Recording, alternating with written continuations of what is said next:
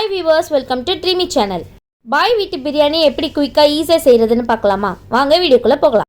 இன்றைக்கி ரம்ஜான் நாளில் நம்மளுடைய நெய்பர்ஸ்க்குலாம் வீட்லேயே பிரியாணி செஞ்சு தான் தரப்போகிறோம். இந்த வருஷம்னு இல்லை, எல்லா வருஷமும் எங்களுடைய நெய்பர்ஸ்க்கு நாங்கள் வீட்லேயே பிரியாணி செஞ்சு கொடுப்போம். இந்த பிரியாணி செய்கிறதுக்காக நாங்கள் அப்துல் காதர் அவங்கள கூப்பிட்டு தான் வீட்டில் பிரியாணி செய்ய போகிறோம். இன்றைக்கி நம்ம 3 கிலோ அரிசி போட்டு தான் பிரியாணி செய்ய போகிறோம். அதுக்கு ஃபஸ்ட்டு தேவையான ஆனியனை நம்ம இப்போ கட் பண்ணி வச்சுக்கலாம். எவ்வளோ ஸ்லைஸாக ஃபாஸ்ட்டாக வெட்டுறாங்கன்னு பாருங்கள். இது கூடயே புதினா, கொத்தமல்லி, பச்சை மிளகா எல்லாமே கட் பண்ணி போடுறாங்க. இப்போ தக்காளியை நல்லா வாஷ் பண்ணிவிட்டு அதையும் நல்லா ஸ்லைஸாக கட் பண்ணிக்கிறாங்க. அடுத்து லெமனை கட் பண்ணிவிட்டு அதில் உள்ள ஜூஸையும் தனியாக எடுத்து வச்சுக்கிறாங்க. இப்போ நம்ம தேவையான திங்ஸ் எல்லாத்தையுமே ரெடி பண்ணி வச்சாச்சு. நெக்ஸ்ட்டு இவங்க என்ன பண்ணுறாங்கன்னா தேவையான அளவு ஆயில் சேர்த்துக்கிறாங்க. ஆயில் ஆட் பண்ணதுக்கப்புறம் கொஞ்சம் நெய்யும் அதில் சேர்த்துக்கிறாங்க. தேவையான அளவு நெய்யும் ஆட் பண்ணியாச்சு. இப்போ நம்ம அடுப்பை ஆன் பண்ணிவிட்டு நெக்ஸ்ட்டு ப்ரொசீஜர் என்ன பண்ணுறாங்கன்னு பார்க்கலாம். இப்போ நம்ம அடுப்பை ஆன் பண்ணியாச்சு. நம்ம பிரியாணி பாத்திரத்தை அதில் வச்சுட்டு பிரியாணி செய்ய ஸ்டார்ட் பண்ணிடலாம். இப்போ நம்ம அந்த நெய் கொஞ்சம் காஞ்சதுக்கப்புறம் பட்டை, கிராம்பு, ஏலக்காய் இது எல்லாத்தையுமே ஆட் பண்ணிக்கிறாங்க. இவங்க நிறைய விஷயத்த எங்ககிட்ட ஷேர் பண்ணிக்கிட்டாங்க. பிரியாணியில் எப்போவுமே பட்டை, லவங்க, கிராம்பு நிறையா போட்டால் ஸ்மெல் அடிக்கும்னு நம்ம எப்போவுமே கொஞ்சமாக தான் அதில் ஆட் பண்ணிப்போம். இந்த பட்டை, லவங்க, ஏலக்காய் இதெல்லாம் நிறையா ஆட் பண்ணாதான் பிரியாணி ஸ்மெல் ரொம்பவே நல்லாயிருக்கும்.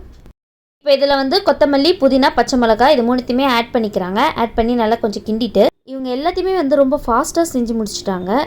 இது எல்லாத்தையுமே சேர்த்துட்டு உடனே ஆனியனையும் சேர்த்துடுறாங்க. ஆனியனையும் சேர்த்துட்டு நல்லா கிண்டி விட்டுடுறாங்க. எப்போவுமே பிரியாணிக்கு ஆனியனை நல்லா பொன் வறுவலாக தான் நம்ம எல்லாருமே வதக்குவோம் வீட்டில். ஆனால் இவங்க என்ன பண்ணுறாங்கன்னா ஆனியனை அரை வேக்காடு வரைக்கும் கிண்டிட்டு நெக்ஸ்ட்டு உடனே தக்காளியும் ஆட் பண்ணிக்கிறாங்க.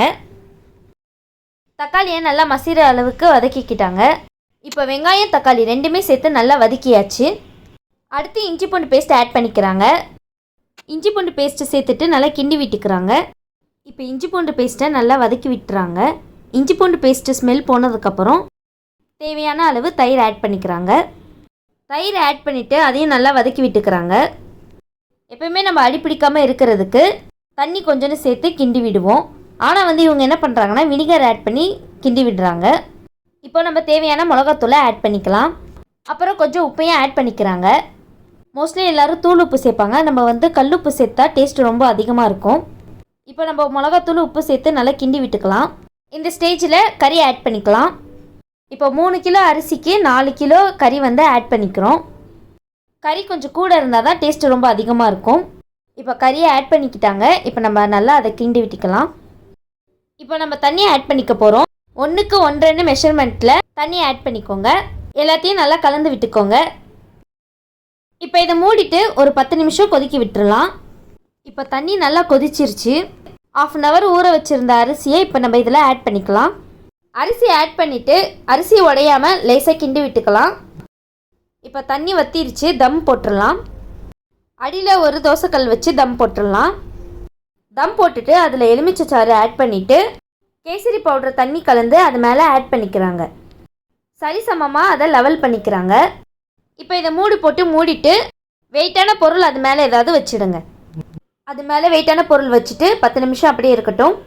இப்போ 10 மினிட்ஸ் கழித்து ஓப்பன் பண்ணியாச்சு. கொஞ்சம் நெய் சேர்த்துட்டு அதை அப்படியே லெவல் பண்ணிக்கிறாங்க. மூடி போட்டு க்ளோஸ் பண்ணிவிட்டு ஒரு 5 மினிட்ஸ்க்கு அப்புறம் அடுப்பு ஆஃப் பண்ணிவிடுங்க. இந்த பிரியாணிக்கு காம்பினேஷனாக ரைத்தாவும் செஞ்சுருந்தாங்க. இப்போ நம்ம பேக்கிங்கும் முடிஞ்சிருச்சு. நம்மளோட நெய்பர்ஸ்க்கு கொடுத்துடலாம்.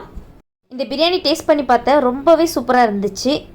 இந்த மாதிரி பிரியாணி உங்களுக்கும் செய்யணுன்னா டிஸ்கிரிப்ஷனில் உங்களோட கான்டாக்ட் நம்பர் கொடுத்துருக்கேன். நீங்கள் அவங்கள கான்டாக்ட் பண்ணிக்கலாம். இந்த வீடியோ உங்களுக்கு பிடிச்சிருந்தா லைக் பண்ணுங்கள், ஷேர் பண்ணுங்கள், மறக்காமல் ட்ரீமி சேனலை சப்ஸ்கிரைப் பண்ணுங்கள். Thank you viewers.